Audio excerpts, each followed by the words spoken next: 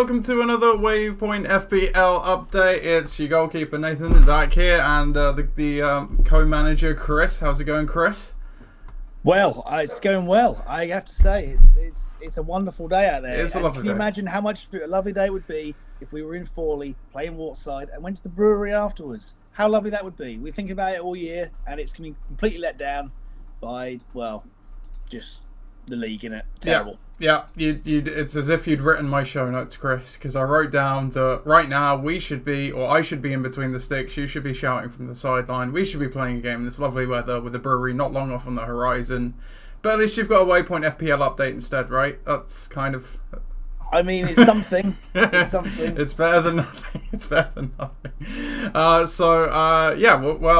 suppose in that regard, Death Taxes and Palmer still being on top of the Fantasy League. Although I will add that the leaders narrowed a bit, so we did skip a week between when we last talked to you. Apologies for that. But I think that his lead was around 100 or something at that point. It is now...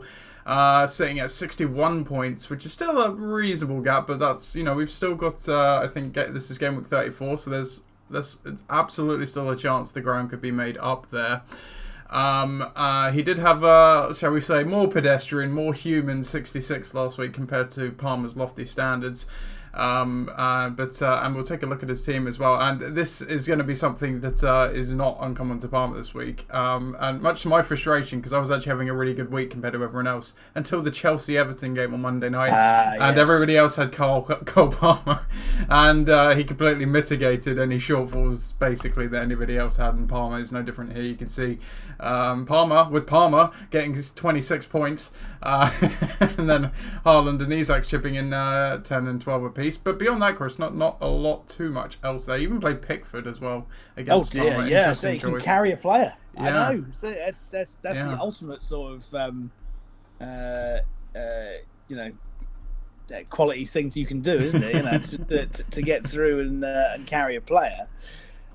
Two. He had Gabriel as well, who also got two. Yeah. Well, in fairness, though, Gabriel's been carried by sleep all year. All right, I will not be having this. Gabriel is as average as the day is long. Wow. William Saliba, however, makes him look absolutely brilliant. The best thing about Gabriel, arguably, is his teeth. As a fellow person with big teeth himself, I can get on board with that commentary. Those teeth you can see from the director's box, let me tell you. Let me tell you. But this might be the first time that a fantasy team won. Is that we've got a Crystal Palace fan, obviously top of the league, which is, we like to see that. But secondly, there's not many people who have played their namesake. No. Any fantasy team. No, I think that there needs to be some. You're right. There needs to be some credit distributed out for that. I think everybody who has a namesake in the league should just put them in their team. So, you've got no excuse. Anybody who's out there, I mean, Martinuk, you might have a bit of a problem with that. But somebody's going to have a namesake out there. There you go. Alex Wilson, you're going to have... You've got plenty to Harry choose Wilson, from. You've got a plethora of people to choose from. Smithy, not necessarily a plethora to choose from, despite it being the most common surname in the country. Maybe we can institute a rule of first name, so just share a first name with another player, last name, or if your team name is themed, you have to have that player in your team. Yes, now that's a good rule for next year. If you're bold enough to do that, then I quite like that. Must build it around the player that you take the inspiration of. But no, I mean, as a week, can't go wrong with that. 66 points. Yep. Carrying two players, cantering to the title. That's strike for Isak and Haaland. I mean, here we go. Yeah, pretty fitting. And Smithy's probably going to send this link to Mikel Arteta as well to give the team some motivation, or at least give Gabriel some motivation after your kind words there. So, but they need something, to be fair. So, they need a striker that can score goals. That would be helpful. Might help. The Gabriel not doing too good of a job of that. We'll move on to the rest of them. So if we take a look at the top five, no changes in the top five. You can see exactly as it was. It may even be the exact same order, or roughly since the 2 weeks ago as well. And all of them scoring, you can see here, roughly around the same amount of points. I know we're a team and we want to be on a level playing field, all on the same wavelength. But come on, guys, let's have some creativity, individuality here. This is not good for podcasting right here. No. So we're not even going to look at any of your teams because all of you are boring. We'll go to the bottom, and Aiden's still at the bottom, although I'm sure he will not care because he's probably still drunk from Tuesday night. And if we take a look at his team, to be honest, Chris, I think also Portsmouth could have probably beaten this team last week as well. 32 points, the low score on the week. Obviously, he has a few injured players, and Douglas Luiz was suspended, actually. Areola injured, and did Pedro Porro miss the game injured as well? Quite I can't remember, quite possibly. But yeah, multiple zeros as we can see, and well, Haaland, the captain of Haaland saved this bacon. Really, this would have been a complete embarrassment otherwise. So absolutely, yeah, that's it. And absolutely deserves the 9.9 millionth rank in the game with that team. Out of 10.8 million, so you're in the bottom 1 million of players. You'll never sing that. Can we just say, there appears to be West Ham as a club here. We all know that Aiden doesn't support West Ham. No, I think this is the weird thing about the Fantasy Premier League. I think when you make an account or whatever, it asks you what team do you support. I can't remember if it gives you the option to say I don't support any of these teams. Definitely or not. does. I'm pretty sure it does. But so we're going to call him out for being a plastic West Ham fan as well, on the basis that he's seen Green Street once, right? And you know, Portsmouth want a firm like that. They don't have that, though, do they? Let's be honest. So all they do is invade the pitch at the end.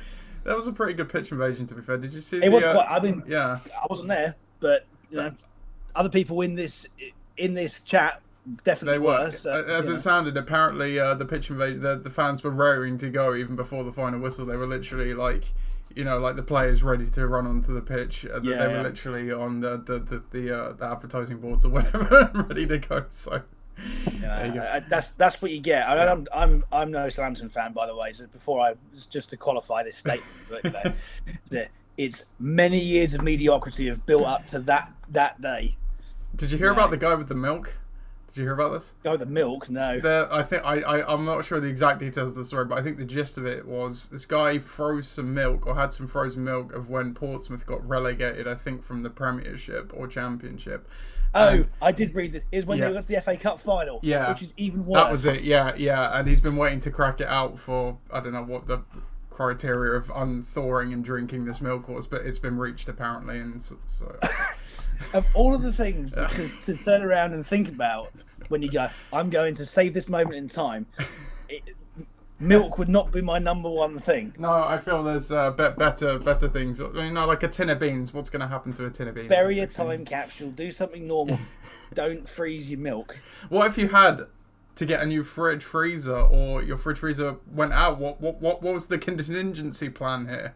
I mean, knowing some people in that city, say it's probably his prized possession. Belongs in a museum. So. Absolutely. Oh, no, I don't know about that. Put it in a case. I put it in Charles Dickens' house. There we go. Yeah. Nothing would, not even nuclear holocaust, would make me drink 14-year-old milk. In fact, it's more than that now, isn't it? 16-year-old milk. 16-year-old milk. Yeah, there you go. Yeah. So I hope you enjoyed that, Aidan. No. We spoke a lot about your fantasy team there, and not really so much about old milk. Yeah. So Aidan's still at the bottom, and probably destined to do so unless he makes some changes once he sobers up.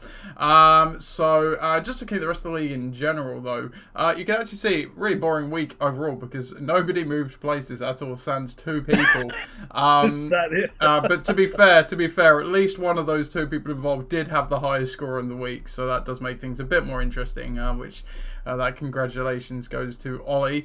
And they just flipped places, so he jumped up to 8th. Mike drops down to 9th, and he had a league high of 80.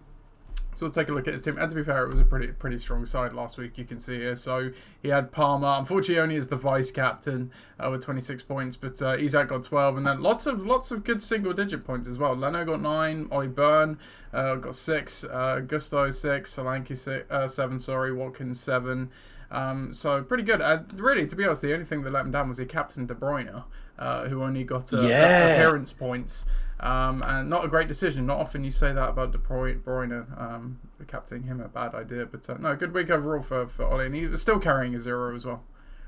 Yeah, absolutely. So you're right about De Bruyne, because I say he's only captain material really if he scores a goal. And I think they were playing Luton last week, weren't they? They were, Yeah. but I mean, if you're when you've got other players that score goals on the pitch, i.e., Haaland, then perhaps that's not so wise. But you can say it in hindsight. But you're right, 80 points, week high total again.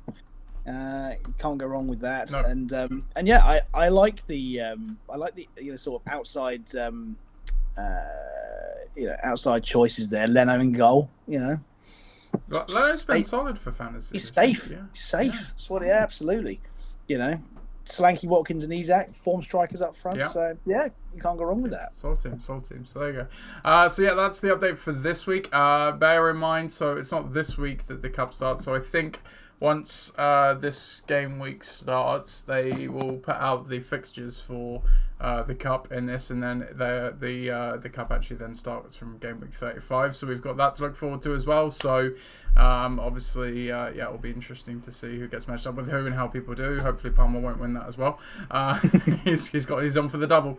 But that's all we've got today. So yeah, have a great weekend, everyone. Thank you for joining us. Chris is off to actually Albania. I didn't ask Chris, when are you off to Albania? I'm going to Albania tomorrow, so I will not be around for the last game of the season. Unfortunate. Well, I say the last game of the season. I mean, let's hope it's the last game of the season, and we win it and get promoted, which would be good. So just the ramifications in that then. So I've just got word that Community are now 3-0 up against All Saints today. So it goes down to the wire for them next week. They play KCC. If KCC win or draw, that's excellent for us. The best result really would be a draw. And then we've got to win on the 27th against Slick to then win the league. If Community win, then we got to win against Slick to go into a playoff, and that will be against the second bottom team in Div 1. And I'm not quite sure when that fixture is, but more to be announced on that as and when it happens. But it's probably going to be after the cup final on the a date after the cup final on the 4th from the 4th of May onwards. So we'll see about that. But anyway, that's the rest of the season. I will see you in 2-3 Thursdays time. Yeah. I just look out the window today. It's a damn shame. It really is that we're not playing and beating Waterside 20-0 and going for a beer afterwards. But that is what it is this season. So let's get ourselves out of this division, because it's terrible, isn't it? Yeah, it's. I mean, obviously it's been nice winning games, but yeah, having the games called off, and then while it's nice winning games, not necessarily having the most competitive of games isn't always the funnest of things either. So no, yeah, absolutely. Well, that's all the motivation you need. So yeah, we've got all that to look forward to. So yes, you, Chris, have a great time in Albania, and we'll obviously make sure we get the win, so you're happy when you get back. Absolutely, keep me in touch. Absolutely. Have a good weekend, everybody. Catch you later.